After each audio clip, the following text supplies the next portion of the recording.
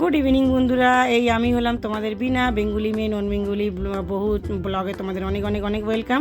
তো বন্ধুরা, আজকে সন্ধ্যে থেকে ব্লগটা শুরু করলাম। সন্ধ্যে বলতে এখন প্রায় 7:30-8টা বাজে। তো দেখো সন্ধ্যে রাতে রান্নাও করে নিয়েছি, মিষ্টি ডাল আর হচ্ছে পরোটা। আজকে হচ্ছে শনিবারে আমার হচ্ছে প্রিয় নিরামিষ। তো নিরামিষ মিষ্টি ডাল আর পরোটা করে নিয়েছি। এখন যাচ্ছি ঘুরতে, তো সেই ব্লগই তোমাদের সাথে শেয়ার করব। তো আজকে হচ্ছে চৈত্র মাসের লাস্ট দিন, মানে কালকে হচ্ছে পয়লা বৈশাখ। তো আজকের লাস্ট দিনে আমাদের এখানে বেশ ভালো বড় রকমের মেলা বসে। তো এক সপ্তাহ ধরেই মেলা চলে, তো যাওয়া হয়নি, তো আজকে যাচ্ছি।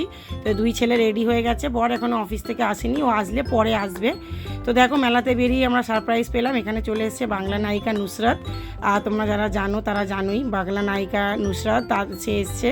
তো আমরা মেলা ঘুরে রিটার্ন চলে গেছিলাম, কিন্তু আবার খবর শুনে এসে দেখো ভিড়ের মধ্যে ঢুকে কত কষ্ট করে একটুখানি ক্লিপ নিলাম। এই যে নুসরাত গাড়িতে বসে বসে মানে স্পিচ দিচ্ছিল। তো যাই হোক বন্ধুরা, আমরা নুসরাতকে দেখলাম। এখানে খুব বড় রকমের করে আমাদের এখানে পুজো হয় প্রত্যেক বছর।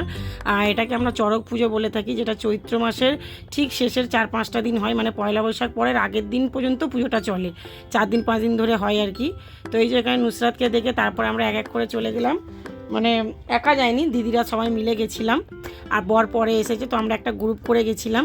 আর এখানে দেখো সব সন্ন্যাসীরা, মানে তারা যারা হচ্ছে এই চড়ক পুজো করে তাদেরকে আমরা সন্ন্যাসী বলি। তারা কিনা এই জন্য এরকম ধুতি পরে থাকে, গামছা নিয়ে থাকে, আর গলায় উত্তরী দেয়, মানে সাদা মোটা মোটা করে, মানে উত্তরী বলে ওগুলোকে। দেখো সবার গলায় হবে সাদা। তো এই যে দেখো ওদের হাতে একটা করে পাখাও থাকে, এটা হচ্ছে ভোলে বাবার পুজো। আর আজকে হচ্ছে শেষ চৈত্র মাসের শেষ দিন, আর কালকে পয়লা বৈশাখ। তো আজকে হচ্ছে চড়ক। তো এর আগে হয়ে গেছে কাঁটা ঝাঁপ, বটি ঝাঁপ, সেগুলো তোমার সাথে শেয়ার করিনি কারণ যাইনি। তো বিয়ের আগে বন্ধুরা আমার বাপা বাড়ির পাড়ায় হতো, তো আমরা সব দিনই যেতাম, ঘুরতাম, এনজয় করতাম। বাট বিয়ের পরে শুরু থেকেই মানে তো বাড়ি থেকে বাইরে বেরোতাম না, ওই জন্য যেতাম না। তো সেই অভ্যাসটা চলে গেছে। এখন আবার ছেলেদের জন্য বেরোই, যাই। তো এই যে চড়কের দিন বেরিয়েছিলাম। দেখো এইটাকে বলে চড়ক ঘোড়া। এই যে গাছটা দেখতে পাচ্ছ, এটা হচ্ছে ঠাকুর। এটা সারা বছর জলের ডোবানো থাকেই, আজকে একটা দিনের জন্য ওনাকে জল থেকে তুলে এইভাবে মানে করা হয়। আর এরা সবাই একদম সকাল থেকে না খেয়ে থাকে এই চড়ক ঘোরার জন্য। আর চড়ক ঘোরা হয়ে গেলে তারপর এরা রাতে ফলাহার করবে। আর আজকে এদের শেষ দিনের পুজো ছিল। এর আগে হয়ে যায় কাঁটা জাপ, বটি জাপ হয়, সেদিনও ওরা না খেয়েই থাকে। ওরা মানে সন্ধেবেলা ঝাঁপের পর ওরা আর কি ফলাহারটা করে।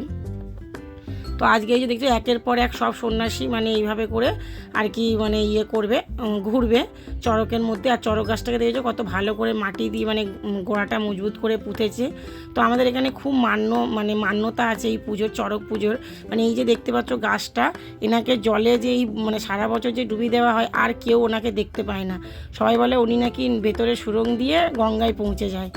আর আবার এই চড়ক মানে পুজোর ঠিক আগে ওনাকে অনেক মানে যেমন আমরা বিয়ের সময় পুকুরকে নিমন্ত্রণা দিই, সেই রকমভাবে ওনাকে অনেক নিমন্ত্রণা দিয়ে আহ্বান করে সবাই সন্ন্যাসীরা মানে নিয়ে আসে ওনাকে, খুব মানে আদর যত্ন করে নিয়ে এসে তারপরেই চড়ক পুজো হয়।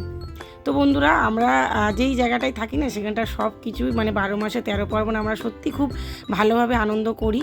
তো বিয়ের আগে যেগুলো আনন্দ করতাম, বিয়ের পর কিন্তু একদমই সেগুলো আর করতে পারতাম না। কারণ আমার শ্বশুরবাড়ি, তোমরা বলেইছি তোমাদেরকে যে আমার শ্বশুরবাড়ি হচ্ছে নন বেঙ্গলি। তো ওখানে ঘর থেকে বাইরে বেরোনোটা আমার কাছে খুবই একটা মানে ডিফিকাল্ট ব্যাপার ছিল। খুব এমার্জেন্সি না হলে আমি বাইরে থেকে বেরোতাম না। আমার সব কিছুটাই আমার বর শাশুড়ি সব জোগাড় করে দিত।